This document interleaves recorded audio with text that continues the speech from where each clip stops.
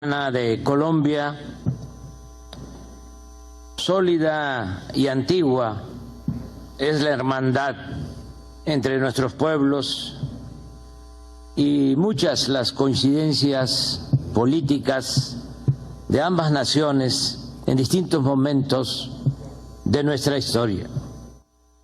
Por ejemplo, el único presidente indígena que ha tenido Colombia, el general progresista José María Dionisio Melo y Ortiz, derrocado y perseguido por los conservadores, encontró refugio y combatió en Chiapas, en México, en el ejército liberal de Ángel Albino Corzo, representante fiel de las ideas reformistas y libertarias del mejor presidente que hemos tenido en nuestro país, Benito Juárez García, un indígena zapoteco que fue considerado en su tiempo como el benemérito de las Américas.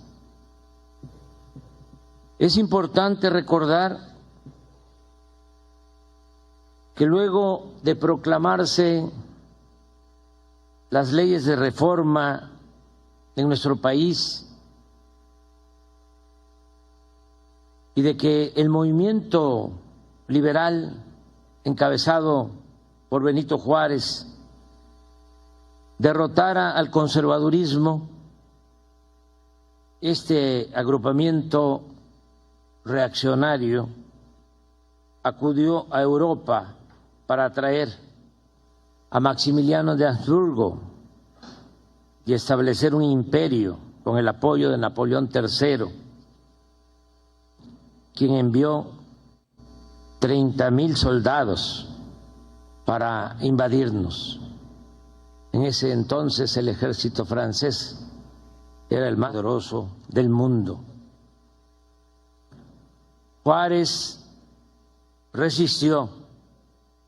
Y en esos momentos difíciles, el 2 de mayo de 1865, el Congreso de Colombia, por decreto, dispuso, cito textualmente, que el retrato de este eminente hombre de Estado sea conservado en la Biblioteca Nacional como homenaje por su constancia en defender la libertad e independencia de México. Más tarde ocurrió un hecho histórico poco conocido, pero de gran relevancia en cuanto a la amistad y el patriotismo que une a México y a Colombia. En 1894 convivían en Costa Rica revolucionarios de varios países de América Latina y del Caribe, y entre ellos destacaban los cubanos y los colombianos. Allí estaban Antonio Maceo, precursor junto a José Martí de la independencia de Cuba, y ahí residían también revolucionarios liberales colombianos como el general Avelino Rosas, su hombre de confianza, el periodista y escritor Francisco Pereira Castro, así como el célebre general Rafael Uribe, también amigo de Maceo, y quien habría de inspirar a Gabriel García Márquez para darle vida al coronel Aureliano Buendía en su célebre novela 100 años de soledad. En Costa Rica también estaba asilado un revolucionario mexicano, Catarino Garza Rodríguez, el cual tuvo la osadía de organizar una guerrilla en Texas y llamar al pueblo de México a derrocar al dictador Porfirio Díaz 18 años antes de que lo hiciera Francisco I. Madero, nuestro apóstol de la democracia. Catarino llegó a Costa Rica y tenía dos opciones: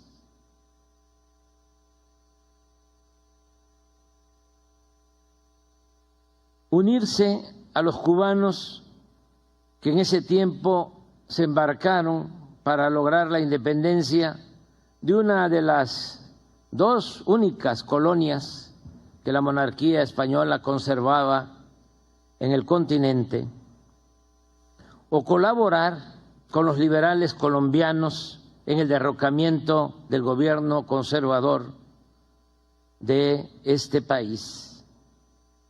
En ambos casos, como él mismo decía, se trataba de ayudarlos para que luego lo ayudaran a él en su lucha contra Porfirio Díaz, a quien llamaba el zar de México.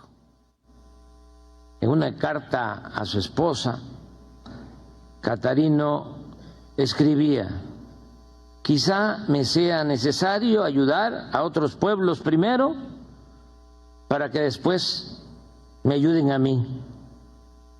Con este ideal de revolucionario internacionalista, en marzo de 1895, Catarino, encabezando a 30 guerrilleros, salió de Puerto Limón, Costa Rica, para desembarcar en Bocas del Toro, del entonces departamento colombiano de Panamá.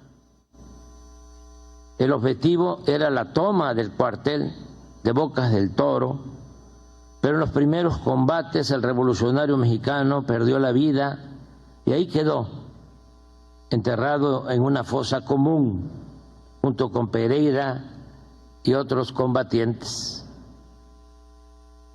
Así como nosotros estamos ahora, por solicitud del presidente Gustavo Petro, ayudando a encontrar en la Trinitaria Chiapas los restos del general Melo para que sean devueltos a Colombia, en Panamá existe un equipo de expertos haciendo otro tanto para que podamos repatriar los restos de Catarino.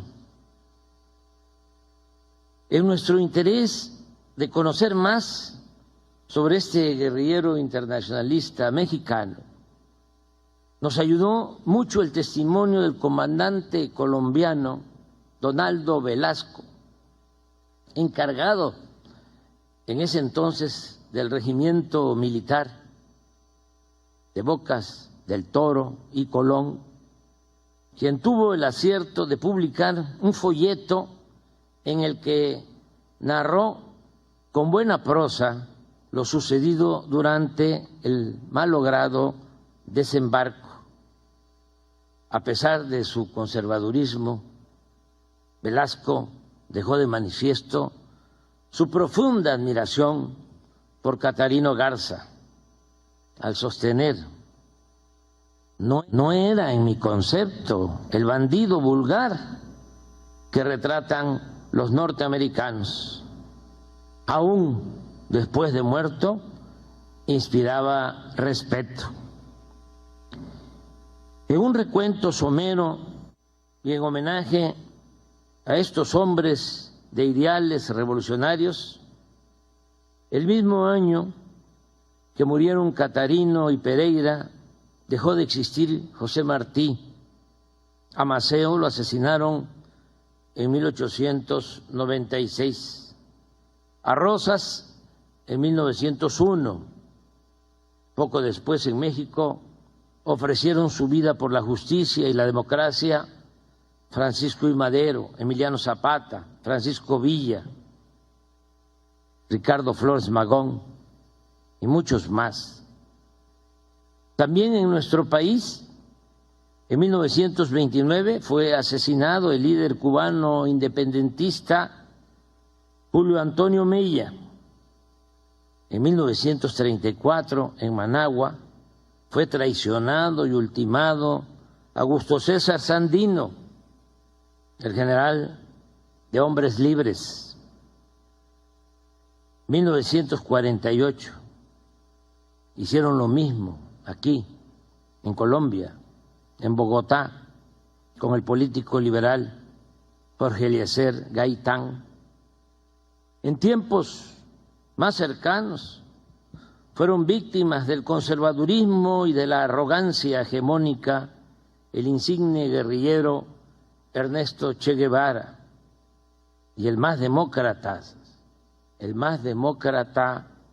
de los políticos latinoamericanos, Salvador Allende. Así como muchos héroes anónimos olvidados, pero benditos, y otros que seguirán surgiendo porque la lucha por la dignidad y la libertad de los pueblos es una historia sin fin. Amigo, hermano y compañero presidente Gustavo Petro, como usted y otros colombianos saben, nuestros pueblos siempre se unirán en la búsqueda de la libertad, de la justicia, de la democracia y en la defensa de nuestras soberanías. Tuve la fortuna de conocer y ser amigo del Cervantes de nuestra América, Gabriel García Márquez, quien decidió tener como segunda patria a nuestro país.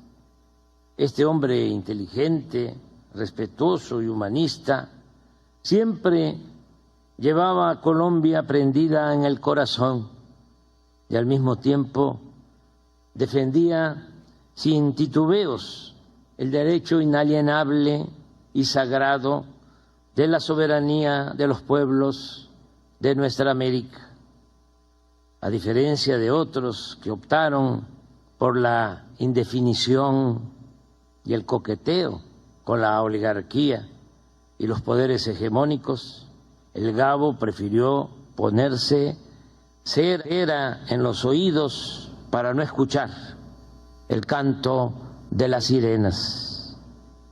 Yo vengo a Colombia ahora, presidente Petro, a decirle lo evidente, que usted puede contar con nosotros, que conocemos su trayectoria como luchador social, que admiramos su honestidad y su patriotismo. Celebramos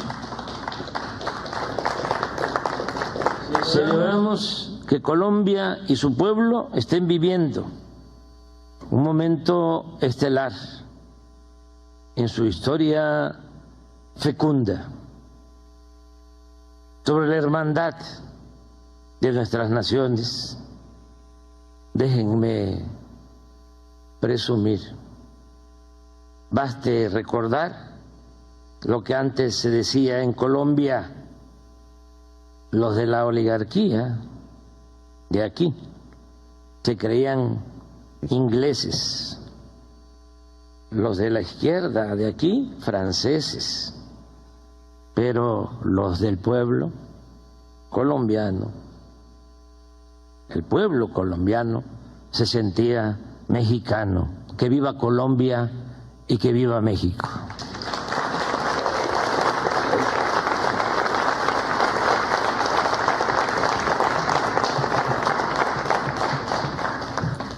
Bueno, presidente, compañero Andrés Manuel López Obrador, los ministros y los medios de comunicación aquí presentes. Yo hablé bastante hace unos minutos y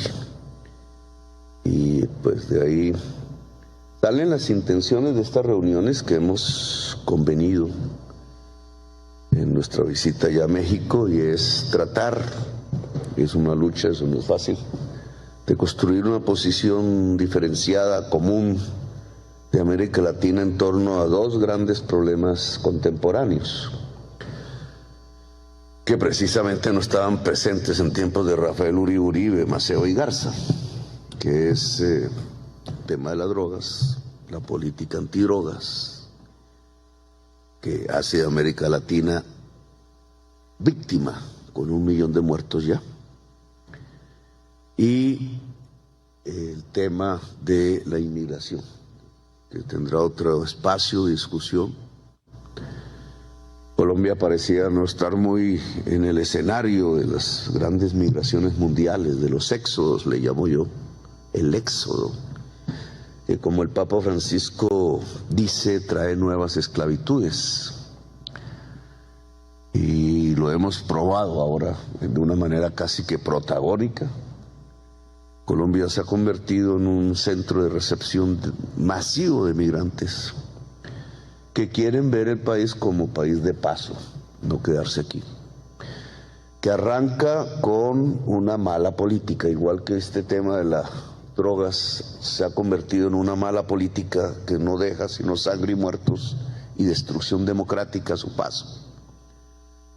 En vez de concentrar el esfuerzo en reducir la demanda, el consumo, etcétera. En el caso de la migración fue el bloqueo económico lo que empezó a lanzar una serie de oleadas poblacionales, de éxodos, primero de Venezuela hacia Colombia. Nosotros, más que bien, y hay que decirle a Duque que se le felicita, no provocó una política xenofóbica. Teníamos ya una fuerte relación, millones de colombianos habían pasado a Venezuela en tiempos diferentes. Y eso se volvió un boomerang.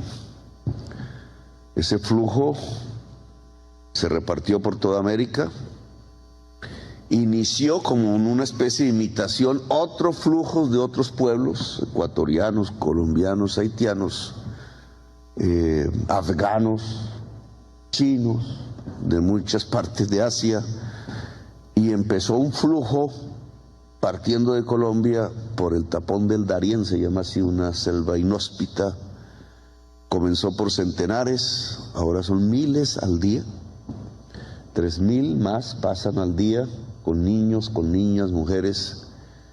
Se vuelven 6.000 al llegar a México y se vuelven 7.000 al llegar cada día a la frontera con los Estados Unidos, y tenemos entonces un problema americano. El problema inició con un bloqueo. Y yo pienso que relativamente en un plazo corto, porque los problemas se van a agudizar si sigue la crisis climática, se podría resolver si se quita el bloqueo. Creo que esto es lo que se llaman las políticas desacertadas, los boomerangs. Se piensa con una intención y termina pegándole en la cabeza al que lanzó la política. Y no está bien, digamos, que ya tengamos para este año 500.000 de personas pasando por el tapón del Darién en manos del destino de la naturaleza y sobre todo de las mafias. Y el año entrante puede ser 1 millón, y después pueden ser 2 millones, y allá pueden ser 4 millones. Se ha iniciado un éxodo del sur al norte que tiene que ver con muchas causas, entre otras la desigualdad, la pobreza, pero también con políticas que están mal hechas, mal construidas, torpes, como la de bloquear económicamente una sociedad pensando que se cae un régimen y lo que se cae es el pueblo, lo que se cae es la sociedad misma. Usted nos ha traído una parte de la historia. Yo allá cuando fui a México hablé de Melo, General Melo, que es el único presidente indígena que ha tenido Colombia y el único que no está enterrado en Colombia. ¿Quién sabe dónde me enterrarán a mí así por ese paso? Está allá en Chiapas, después de hacer un periplo que marca el alma latinoamericana. Yo creo que ahí es mirando esas vidas de antes donde recuperamos en cierta forma algo que se nos ha perdido. Porque ese indígena de Coyaima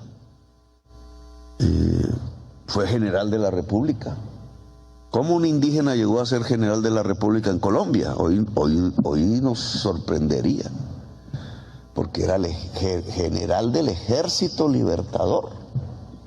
Y el Ejército Libertador solo pudo ser ejército y vencer a los españoles, porque tenía que tener indígenas, negros, mestizos, gente del pueblo. Era un ejército popular de liberación.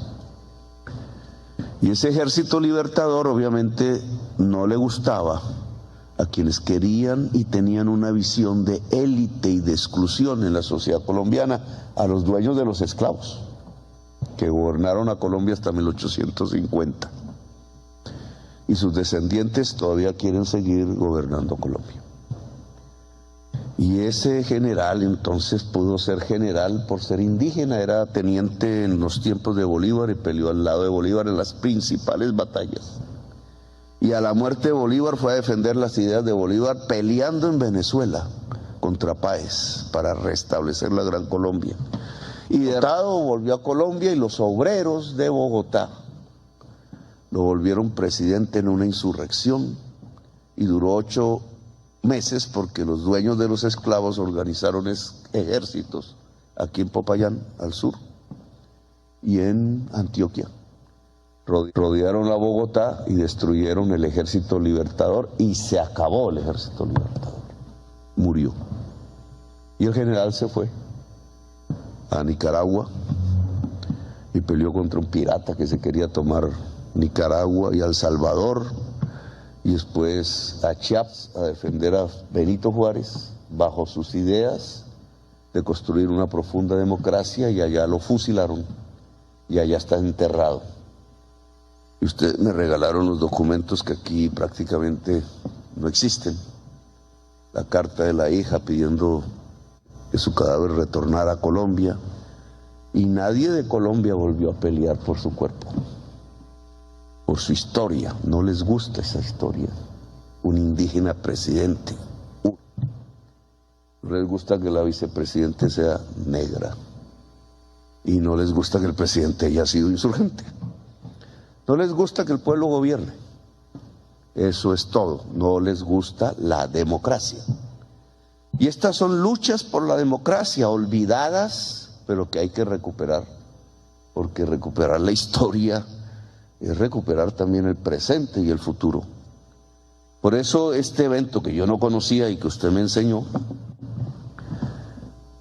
también tiene una enorme enseñanza en la historia latinoamericana. Es que no nos creíamos de un país y extranjeros de los otros, nos creíamos el mismo pueblo. Por eso Melo iba a Venezuela a pelear, y por eso iba a Honduras, y por eso iba a Nicaragua, y por eso muere en México, y por eso Bolívar nace en Caracas pero muere en Santa Marta, y por eso el Che nace en Argentina pero muere en Bolivia después de hacer una revolución. Y por eso nosotros somos así, y hay que recuperar ese espíritu. Por eso se reunían a la luz de las velas en esa aldea que debió ser en ese entonces Bocas del Toro, República de Colombia, que hoy no es de Colombia, porque parte de esa historia tiene que ver con eso. Se reúnen estas 3 personas de película. Caterina Garza, que es el mexicano que ha luchado al interior de los Estados Unidos, él tratando de recuperar el territorio de México, que ahora se llama Texas. Antonio Maceo, que lucha por la independencia de Cuba, y Rafael Uribe Uribe, nuestro general de las 1000 batallas, que muere asesinado en 1914 a hachazos frente al Congreso de Colombia. Era el único senador liberal en medio de un Congreso conservador. Había hecho un acuerdo de paz.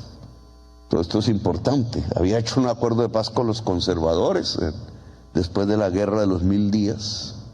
Esa guerra le permitió a los Estados Unidos quitarnos Panamá. Por eso Bocas del Toro ya no es de Colombia. era de Colombia ahí. Estaban reunidos los revolucionarios liberales queriendo profundizar la democracia en toda América en un pueblo de Colombia, a la luz de las velas, gozando la insurgencia. Él hizo la paz, tantas veces intentada en Colombia, un proceso de paz, y se acabó la guerra en las 1000 días, que quizás es una de las peores que hemos tenido. Nosotros vivimos en guerra perpetua. Y después de hacer la paz, dando sus discursos en el Senado, sale un día y a los pocos metros de la salida del Congreso de la República, con hachas lo matan. 2 personas, al parecer, contratadas en ese momento por el jefe de la policía y la curia. ¿Cuál el pecado de Rafael Uribe Uribe en ese momento para recibir la pena de muerte? Pelear por la educación pública. Rafael Uribe Uribe quería un sistema de educación pública en toda la República de Colombia. Y esa fue la causa por la que lo mataron. Y ahora, si uno mira un debate local de los tantos que hay aquí en Colombia, precisamente alguien está proponiendo acabar con la educación pública a partir de que el presupuesto público se entregue en bonos para que los niños y las niñas estudien en colegios privados. Lo cual, de entrada, dado que el colegio privado es más caro y tiene utilidad, acortaría completamente la cobertura de quienes podrían estudiar, pero es un ataque a un principio democrático fundamental, la educación pública, que este gobierno piensa es fortalecer, no acabar. Bueno, a Rafael Uribe Uribe lo mataron por querer que en Colombia existiera una fuerte educación pública, y ese era el pensamiento de estas personas. Y yo creo que a la larga ahora, porque esto es 1895, un siglo atrás habían otros jovencitos a la luz de las velas conspirando a hacer una revolución en nuestras tierras. Los Nariño, los Camilos Torres, los Carbonell, los Mirandas, los Sucre, todos muchachitos y muchachitas como Manuelita Sáenz y La Pola.